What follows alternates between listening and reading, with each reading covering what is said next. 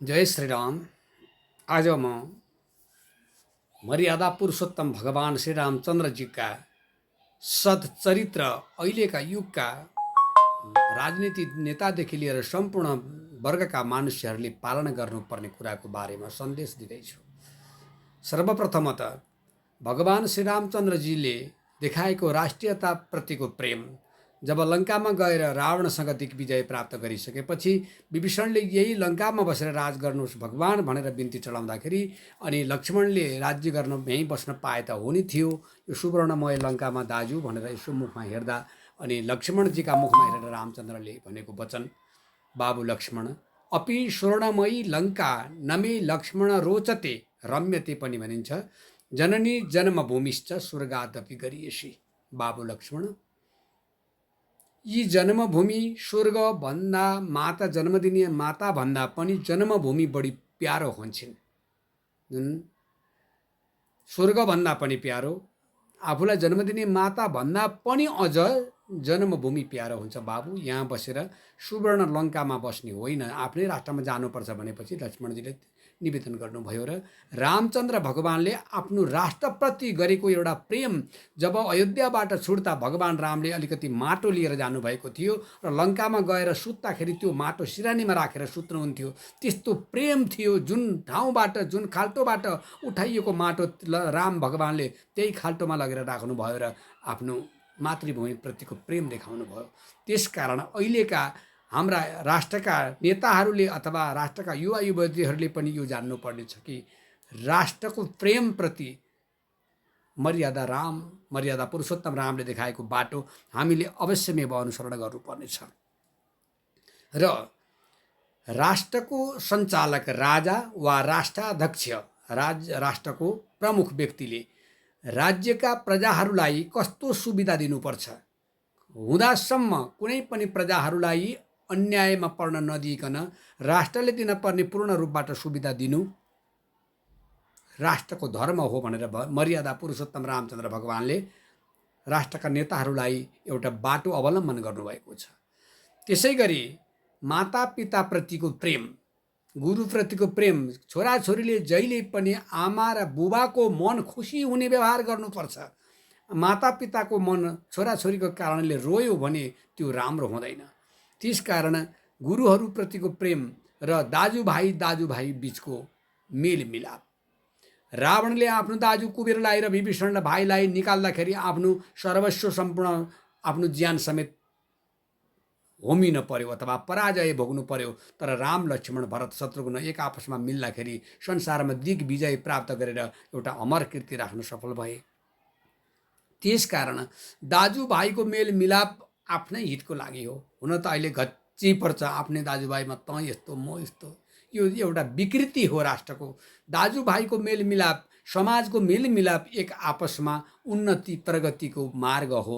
त्यसैले मानिसलाई अघि बढ्न सजिलो हुन्छ। एउटाले अर्काको साथ पायो भने आड हुन्छ, आधार हुन्छ। त्यो आधार पायो भने मान्छेको जीवन माथि उठ्न कति बेर लाग्दैन। एउटाले अर्काको खुट्टो तान्यो भने त्यो मान्छे माथि उठ्न सक्दैन। त्यसकारण आफ्नै हितको लागि दाजुभाइको बिचमा प्रेम मिलाप हुनुपर्छ भन्ने कुरा भगवान राम लक्ष्मण भरत शत्रुघ्नको मेलमिलापले निर्देशन दिन्छ। त्यसै गरी राम र सीताका बीचको प्रेम, भगवान राम र सीताको बीचमा यस्तो अकाट्य प्रेम थियो, जुन प्रेमको सम्बन्ध यस्तो प्रगाढ थियो, जुन रावणले सीतालाई हरण गरेर लाँदा सीतालाई यो विश्वास थियो जति महिनापछि पनि मलाई मेरो खोजीमा राम आउनुहुन्छ र मलाई फिर्ता लानुहुन्छ भन्ने विश्वास सीतामा थियो भने यता राममा जति महिनापछि पनि मेरो सीता मेरै सतीत्वमा बस्ने छिन्, कसैको परपन्जामा पर्ने छैनन् भन्ने विश्वास राममा थियो।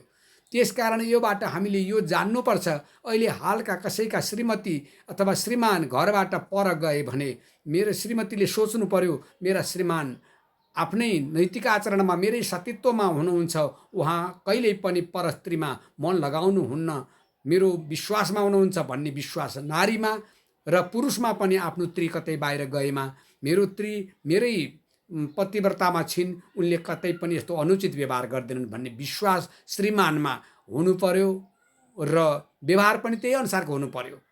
परपुरुषमा आँखा लगाउने नारी र परस्त्रीमा आँखा लगाउने पुरुष भयो भने परिणाममा विकृति आउँछ। विकृतिले कलले काल ल्याउँछ र कतिपय मानिसको ज्यान गएका पनि हामीले समाजमा पाएका छौँ। राम र सीताको प्रेम मिलापले हामीले यो कुरा बुझ्नुपर्छ, आफ्नो श्रीमान श्रीमतीको बिचमा यस्तो विश्वास हुनुपर्छ, विश्वास अनुसारको व्यवहार हुनुपर्छ र आफ्नो जीवनमाथि उठाउनको लागि रातो दिन प्रेमले अत्यन्तै एउटाले अर्कालाई मैले कसरी खुसी पार्न सक्छु भन्नेको भाव त्रिपुरुषमा हुनुपर्छ। पुरुषले मैले मेरो स्त्रीलाई कसरी खुसी पार्न सक्छु भन्ने भावना र नारीले पनि मेरा पुरुषलाई कसरी खुसी पार्न सक्छु भन्ने खुसी नै खुसीको व्यवहार भयो भने के हुन्छ, दुवैमा खुसी हुन्छ। जीवनको सार भोग भनेको श्रीमान श्रीमतीको मेलमिलाप भन्दा ठुलो भोग केही पनि छैन जीवनमा।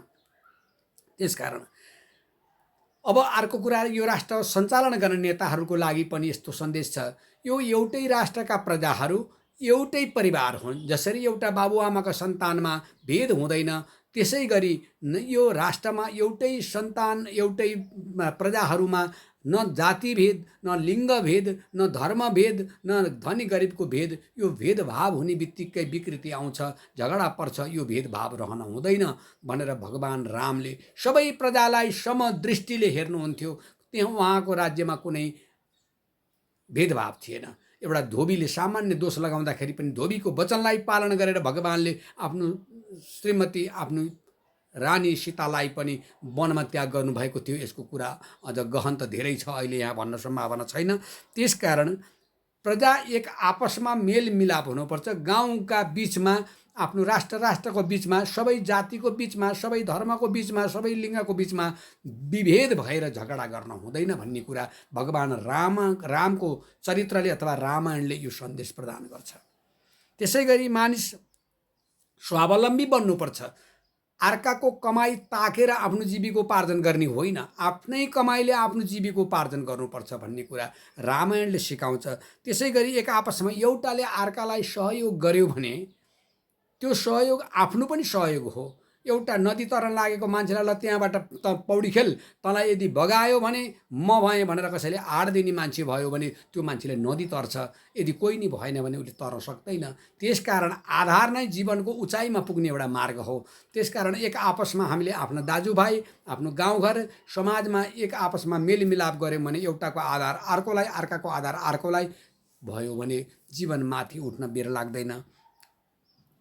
र भगवान रामले भन्नुपर्छ, जीवनलाई एक नम्बरमा, विचारलाई थानमानमा सही थानमा राख्नुपर्छ। छाडा बोली बोल्ने, छाडा भोजन गर्ने, छाडा क्रियाकलाप गर्ने यो बानीले आखिरमा परिवार, आफ्नै शरीर, आफ्नो परिवार, समाज, राष्ट्र बिग्रन जान्छ। त्यसै कारण सही बाणी बोल्नु, सही भोजन गर्नु, हित हुने किसिमको, शरीरलाई हित हुने किसिमको भोजन गर्नु र आफ्नो क्रियाकलाप गर्दाखेरि बडो विचार गरेर इन्द्रियलाई बसमा राखेर काम गर्नु। बाबु लक्ष्मण बरु गोलीको वर्षा मान्छेले सहन्छ, बाणको वर्षा सहन्छ त्यसमा, तर इन्द्रियलाई जित्न गाह्रो छ बाबु भनेर लक्ष्मणलाई रामचन्द्रले भन्नुभएको थियो।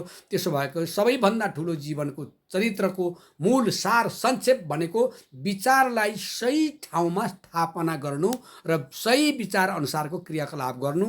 यदि सही विचार राखेर जे इन्द्रियलाई जितेर जे पाए त्यही नखाई, जे पाए त्यही नगरी, जे पाए त्यही नबोलिकन हामीले जीवनयापन गऱ्यौँ भने हाम्रो जीवन कहिल्यै पनि पछि पर्दैन। हाम्रो जीवन जिउन्जेल पनि हामी असलै हुन्छौँ र अन्त्यमा देहान्तपछि पनि भगवानको राम्रो धाममा जान पाइन्छ।